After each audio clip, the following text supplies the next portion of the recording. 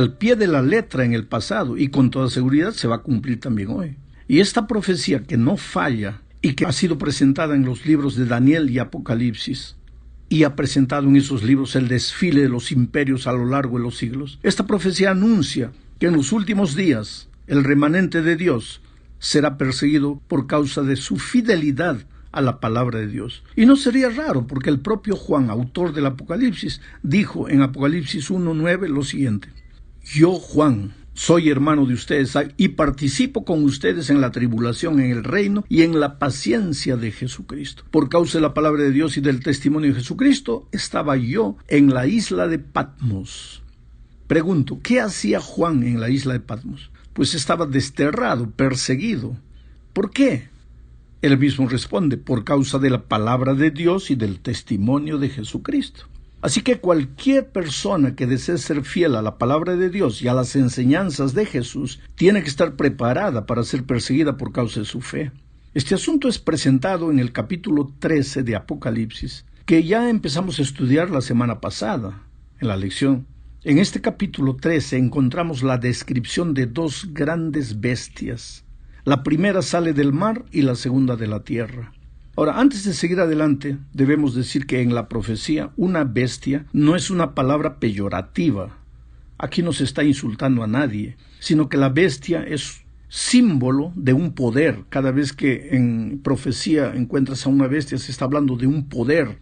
Cada vez que se habla de ese poder, puede ser militar, religioso, político, en fin, pero bestia en profecía simboliza poder. Bueno, en Apocalipsis 13, capítulo 13, la primera bestia sale del mar y a ella se le da poder, autoridad para combatir a los santos y vencerlos, dice el versículo 7. La segunda bestia o el segundo poder sale de la tierra y prohíbe comprar y vender a menos que se tenga la marca de la bestia, dice el versículo 17. Para que entiendas mejor esto, tendríamos que leer Apocalipsis 13, 1 al 8. Pero el texto es demasiado largo y yo solo tengo 20 minutos para este comentario. Pero del texto, yo te aconsejo que tú leas el texto, Apocalipsis 13, 1 al 8. De ese texto extraemos lo siguiente: el poder simbolizado por la bestia que sale del mar tiene estas características. Primero, es un poder religioso que recibe la adoración de los seres humanos. Porque el texto dice: la adoraron todos los habitantes de la tierra, versículo 8. Segunda característica, también este poder es un poder político, además de ser religioso, es un poder político de alcance mundial.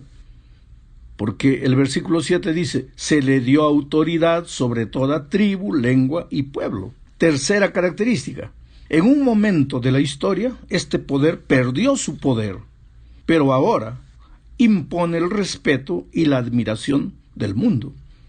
Porque el versículo 3 dice: vi que una de sus cabezas como herida de muerte, pero su herida mortal fue sanada. Cuarta característica de este poder: blasfema contra Dios. El versículo 5 dice: se le dio boca que hablaba arrogancias y blasfemias. Quinta característica: este poder persigue al pueblo de Dios. El versículo 7 dice: se le permitió hacer guerra contra los santos y vencerlos. Sexta característica: su poder persiguiendo a los santos le dura 42 meses, que en lenguaje profético equivale a 1260 años. El versículo 5 dice: se le dio autoridad para actuar por 42 meses. ¿Te das cuenta que aquí se está hablando de un poder que forzará la conciencia de la gente para que ésta adore como el poder lo determina? Y si quieres descubrir dónde se encuentra este poder hoy en día, todo lo que tienes que hacer es contestar las siguientes preguntas. Primera, ¿conoces un poder que, además de ser religioso, hoy día, en nuestros días, ejerce una poderosa influencia política sobre muchas tribus, pueblos, lenguas y naciones? Segunda pregunta, ¿conoces un poder político religioso en nuestros días que haya perdido su fuerza política en algún momento de la historia para recuperarla después? El texto de la Escritura dice: vi una de sus cabezas como herida de muerte, pero su herida mortal fue sanada. Toda la tierra se maravilló en pos de ella. Es interesante que el poder romano, que en su inicio fue apenas un poder político, se transformó con el tiempo en un poder también religioso que dominó al mundo por varios siglos, pero que en 1798, y eso registra la historia, perdió su poder político cuando el general francés Berthier llevó preso al Papa Urbano VI. Más tarde, ya el año 1929, el poder le fue devuelto por Benito Mussolini, que reconoció al Vaticano como un poder político nuevamente. Tercera pregunta que debes responder: ¿dónde puedes ver hoy un poder político, religioso, respetado y admirado por reyes, príncipes, presidentes y ministros de Estado? Cuarta pregunta: ¿es posible que ese poder haya blasfemado alguna vez contra Dios? O, en las palabras del profeta Daniel, que este poder haya pensado cambiar los tiempos y la ley. Entonces yo te digo, busca la ley de Dios tal como Él la dio en las Escrituras. Está en Éxodo 20. Y ahora agarra una otra ley que los hombres hoy día dicen que es la ley de Dios y compárala con la ley que está escrita en la Biblia. Y te vas a dar cuenta que esa ley ha sido cambiada. ¿Y quién cambió esa ley? La palabra de Dios nunca la cambió. ¿Quién introdujo ese cambio? Quinta pregunta que tienes que responderte: ¿ha perseguido a la gente ese poder religioso en algún momento de la historia simplemente porque los perseguidos preferían seguir las enseñanzas de la Biblia y no las que ese poder les proponía? Ahora yo te pregunto, ¿cuál es tu conclusión? Sabes que no es fácil para mí decir esto, porque la fe y la conciencia de la gente son ámbitos sagrados. Tú, querido, eres lo más precioso, lo más lindo que Dios tiene. Él sabe que tú eres un hombre sincero, una mujer sincera en lo que crees. Yo no tengo derecho de causarte sufrimiento, pero por otro lado, ¿te parece que las verdades divinas para el tiempo del fin deben permanecer ocultas? Lo que estoy diciendo en este momento no se refiere solo a la religión o a la iglesia. Dios tiene su iglesia en esta tierra, es verdad, pero por encima de todo lo que está en juego es la soberanía de Dios. Hay un conflicto entre el enemigo del Señor, que siempre está acusando e intentando desestabilizar el gobierno divino, y Dios, que siempre está llamando a sus hijos para que anden a la luz de su palabra. Por este motivo me he limitado a leer el texto de las Escrituras y le ruego al Espíritu Santo que ilumine tu mente para que llegues a tus propias conclusiones. Lee el registro sagrado. Mira a tu alrededor, observa los acontecimientos religiosos y políticos y toma tú mismo una decisión. Pero por favor, deja a un lado los prejuicios. Trata de analizar la Sagrada Escritura no solo con el corazón, sino también con el raciocinio y con una mente analítica que estudia con sinceridad para descubrir la verdad. Hablemos ahora del otro poder simbolizado por la bestia que sale de la tierra. Eso también está en Apocalipsis 13. Esta es la segunda parte de la lección. La descripción de este poder está en Apocalipsis 13, 11 al 18. Tampoco voy a leer el texto por la extensión, pero de este texto desprendemos lo siguiente. Este poder, simbolizado por la bestia que sale de la tierra, es un poder que comienza como un cordero, pero que termina hablando como dragón, dice el versículo 11. El cordero simboliza a Jesús. El sacrificio del cordero es el centro del evangelio que Cristo vino a enseñar. Quiere decir que este poder, simbolizado por la bestia que sale de la tierra, fue cristiano al principio de su existencia, pero algo sucedió después que lo hizo hablar como dragón. Segunda cosa que deducimos del texto: este poder pone toda su fuerza al servicio de la primera bestia, del poder que sale del mar. Hace que la tierra y sus habitantes adoren a la primera bestia. No pide que se le adore a él, al que sale de la tierra, sino que se le adore a la bestia que sale del mar, a la primera. Tercera característica: este es un poder que deslumbra, incluso hace caer fuego del cielo delante de los hombres, dice el versículo 3. Cuarta característica: es un poder que, además de darle fuerza a la primera bestia, exige que se adore una imagen o representación de ella. Una imagen es algo que se parece al original, aunque no lo sea en realidad. Quinta característica: es un poder que le da fuerza a esta imagen, hasta el punto de decretar la muerte de los que no adoran a la primera bestia. Sexta característica: ordena poner la marca de la bestia sobre todo el mundo, para que el que no la tenga no pueda comprar ni vender. Esto de la marca de la bestia lo vamos a estudiar en la lección de la semana que viene. Eso está en el versículo 16 y 17. La orden de este poder para recibir la marca de la bestia. Ahora, para saber a quién simboliza esta segunda bestia, otra vez te pido que respondas las siguientes preguntas. ¿Existe hoy un país poderoso que en los comienzos de su historia fuera una nación cristiana estudiosa de las Escrituras y que fuera defensora de la libertad de adorar a Dios de acuerdo a la conciencia de cada cual? Es decir, que hablase como un cordero. ¿Existe hoy un país poderoso que, habiendo tenido ese origen cristiano, se fuera convirtiendo con el tiempo en una nación secularizada? En cierto modo, la cuna de toda clase de ideologías y filosofías que no pasan de ser la voz disfrazada del dragón. ¿Conoces un país en el mundo así? ¿Cuál es en este momento el país que le presta más apoyo al primer poder analizado en este capítulo? ¿Cuál es el país que deslumbra con su tecnología, su poderío militar, y que la historia presenta como el único país que un día se atrevió a hacer caer literalmente fuego del cielo, destruyendo así 2 grandes ciudades en el mundo? Hasta aquí es fácil identificar este país, echando mano solo de las Escrituras, porque todas estas características se están cumpliendo de alguna manera. Pero el texto sagrado menciona todavía algunas características de este país que se cumplirán en un futuro muy cercano. 2 voy a mencionar. Este país escogerá un día de la semana como símbolo del primer poder mencionado en este capítulo.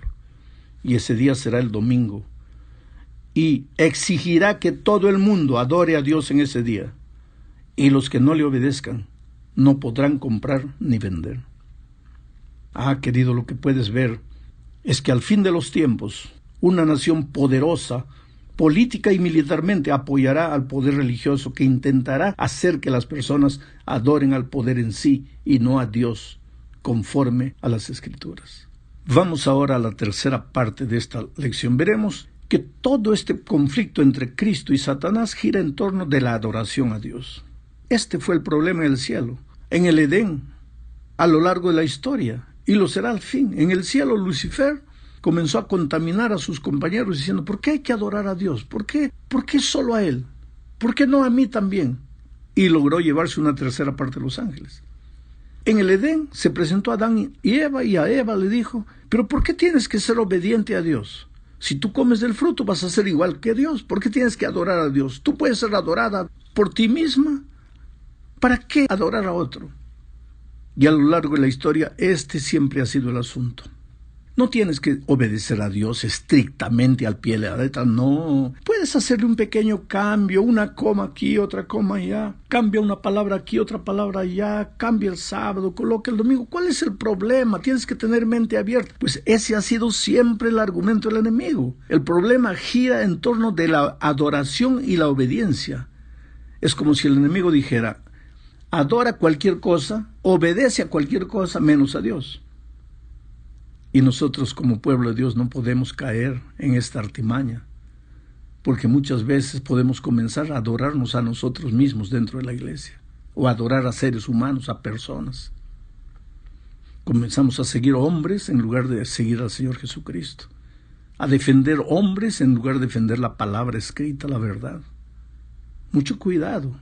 En la cuarta parte de este estudio hablaremos de Babilonia. ¿A quién simboliza Babilonia? Leamos Apocalipsis 17, 3 al 5. Juan tiene una visión. Ve a una mujer. Dice así: la mujer estaba vestida de púrpura y escarlata y portaba adornos de oro, piedras preciosas y perlas. En la mano tenía una copa de oro, la cual rebosaba de cosas detestables y de la inmundicia de su inmoralidad sexual. Inscrito en la frente ostentaba un nombre cuyo sentido era un misterio: la Gran Babilonia, madre de las rameras y de las abominaciones de la tierra. Querido, en la profecía una mujer simboliza una iglesia. Esta mujer, vestida de púrpura, es sin duda ninguna una iglesia prostituida, contaminada, que dejó de ser la iglesia de Dios, aunque pretenda seguir siendo la iglesia de Dios. Ahora, no sería prudente hacer gala de arrogancia para señalar a esta o a aquella iglesia, acusar a esta o a la otra. Más sensato sería que tú llegues a tus propias conclusiones sin forzar la palabra de Dios. El nombre de esta iglesia es Babilonia, está escrito en su frente, Babilonia. Y para saber dónde se encuentra Babilonia hoy, o quién es Babilonia hoy, es necesario saber quién era Babilonia en el pasado. Es evidente que en el Apocalipsis no se está refiriendo más a la Babilonia histórica, inclusive porque esa ciudad de Babilonia ya fue destruida y según el profeta Isaías nunca más se volvería a levantar. El Apocalipsis es un libro de símbolos y Babilonia ciertamente simboliza alguna cosa. ¿Pero qué es lo que simboliza? Observemos algunas de las características de la Babilonia en los tiempos pasados. La Babilonia antigua tuvo sus raíces en la Torre de Babel. De ahí viene Babilonia, su nombre. Por medio de la Torre de Babel, los hombres trataron de escapar de los juicios divinos. Babilonia representaba el esfuerzo humano para ponerse en lugar de Dios y llegar a las alturas de la tierra. Segunda característica de Babilonia en el pasado. Babilonia persiguió al pueblo de Dios, que en aquellos tiempos era Israel. Tercera característica. Babilonia introdujo el culto a muchos dioses paganos, especialmente al dios Sol. Ahora, para saber a quién simboliza la mujer que se llama Babilonia en el Apocalipsis, es necesario que nos hagamos algunas preguntas. ¿Existe hoy algún poder religioso cuyo dirigente o dirigentes pretendan ser representantes de Dios en esta tierra, atribuyéndose prerrogativas como la infalibilidad y el poder de perdonar pecados que son atributos exclusivamente de Dios? Segundo, ¿existe hoy en este mundo algún poder religioso que haya perseguido a la gente en el pasado, en algún momento de la historia, por el simple delito, entre comillas, de querer obedecer lo que Dios pide en la Biblia? Tercero, ¿existe hoy en nuestros días algún poder religioso que, además de las dos características anteriores que ya mencioné, promueva también el culto de muchas imágenes y especialmente fomente la adoración de Dios en el día dedicado al sol, que es el domingo, Sunday en inglés, Día del Sol? Pero la cosa no termina por aquí, porque la profecía de Apocalipsis 17 presenta otras características. Esta mujer está sentada sobre muchas aguas. Y según el mismo Apocalipsis 17:15, las aguas que has visto, donde se sientan las rameras, son pueblos, muchedumbres, naciones y lenguas. Quiere decir que la iglesia simbolizada por esta mujer ejerce dominio sobre multitudes y sobre numerosos países, naciones y lenguas. Otra característica, con esta mujer han fornicado los reyes de la tierra. En otras palabras, esta iglesia cuenta con el apoyo de los gobiernos y los reyes de todas las partes. Tercera característica, esta mujer ha embriagado a todos los habitantes de la tierra con el vino de su fornicación. El vino es el jugo de uva fermentado. En las Escrituras representan doctrinas erróneas que no tienen apoyo en la Biblia y que generalmente son solo tradiciones humanas. Otra característica de la Babilonia moderna es su condición de madre de las rameras y de las abominaciones de la tierra. Quiere decir que esta iglesia produce hijas, es decir, otras iglesias semejantes a ellas. No son como ella, pero más o menos como ella. Así como la hija no es como la madre, pero más o menos como la madre. Si hay una madre, tiene que haber hijos que de alguna manera se parecen a la madre. Algunas de las doctrinas de las hijas tampoco tienen base en las Escrituras, sino en la madre. Las doctrinas puras de las Escrituras se contaminaron con el vino de la madre. ¿Sabes? En el versículo 6 de Apocalipsis 17 se dice que la mujer babilónica está ebria de la sangre de los santos y de la sangre de los mártires de Jesús. De nuevo se habla aquí de persecución. Una iglesia que en algún momento de la historia fue intolerante con los herejes, entre comillas. ¿Y por qué herejes? Por la única razón de que estos no aceptaban las tradiciones de la iglesia y preferían obedecer a la palabra de Dios, tal como está registrado en las Escrituras. Ahora, todo esto, dicho con respecto a una iglesia, es cruel desde el punto de vista humano. ¿Quién con sana conciencia no se sentiría abrumado al solo sospechar que la iglesia, mediante la cual pensaba con toda sinceridad que estaba sirviendo a Dios, tiene las características que describen estos pasajes de las Escrituras? Pues en la última parte de este estudio hablaremos del consejo divino. La advertencia divina es contundente. Apocalipsis 18:4 dice: «Salid de ella, pueblo mío, para que no seáis partícipes de sus pecados, ni recibáis parte de sus plagas, porque sus pecados han llegado hasta el cielo, y Dios